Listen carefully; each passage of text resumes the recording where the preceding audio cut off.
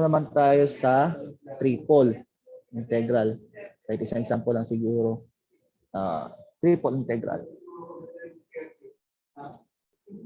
Okay, so we take example 6.5. Okay. 6.5. So, triple integral tayo.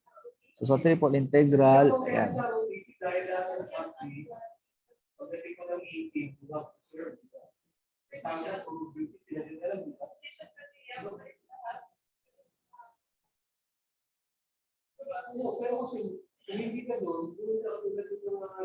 Ayan. So, we have this triple integral. So, dito sa triple integral, tatlong beses. Diba? Unahin natin yun sa loob. Okay? Unahin natin to na sa loob. Yan.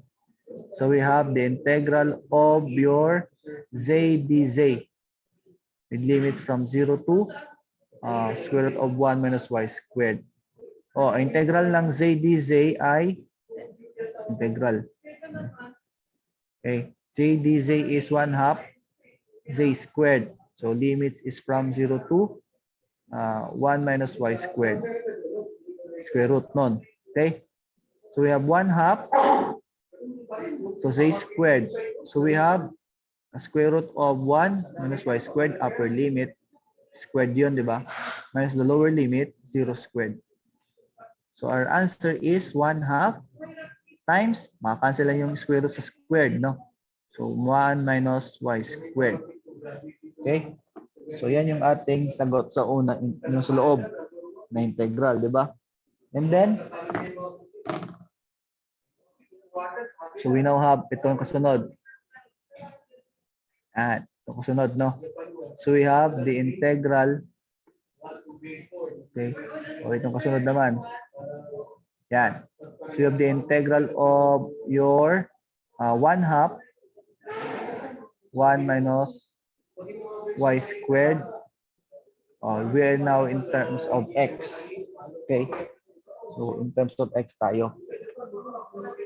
So, we now have, okay, labas natin yung 1/2. Tapos, we have 1 minus y squared dx. So, integrate natin siya. So, 1, integral ng 1 dx is x. Then, minus, integral ng y squared dx, no? Sabi natin, dx ito. So, x siya, no? In terms of x. So, yung y is a constant. So, we now have x minus x y squared. So, with limits from 0 to y. So, take note, okay? We integrate with respect to x. So, we have x is equal to 0 na limits to x is equal to y. Okay, baka malito kasi nilagyan ko ng x na is equal to y. So, we now apply lower limit minus upper limit, di ba? So, we have 1/2.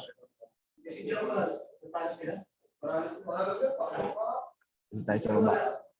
So, we have 1/2. Tapos, x. Upper limit tayo, y. So, y minus y times y squared, di ba? Okay. Minus 0 minus yung x natin ay 0. So, 0 times y squared. Diba? So, ito 0 na rin. So, we have 1/2 tapos y minus y cubed. Okay? So, yan yung ating answer. So, we have 1/2 times y minus y cubed. So, ang kasunod dyan, dito tayo. Ito tayo. Okay, yung pangatlo. So, the integral of 1/2 y minus y cubed dy. Okay, dy na tayo, no? So, labas mo yung 1/2 integral of your y minus y cubed dy. Okay? So, mangyari dyan, integrate natin siya. So, we have 1/2. So, we have y squared over 2 minus y to the 4th over 4. with limits from 0 to 1. Okay? So we apply that, no? So we apply that. So we have 1/2 times, upper limit tayo. So 1/2 squared over 2 minus 1 raised to the 4th power over 4 minus 0 na rin to, no? Puro 0 na to natira sa kabila. So this is 0. So we have 1/2 times 1 squared over 2 is 1/2 minus 1/4. Okay? So 1/2 minus 1/4, that is 1/4. So ang answer natin is 1/8, no? So 1/2 times 1/4 is 1/8. So ito yung ating answer. We have 1/8.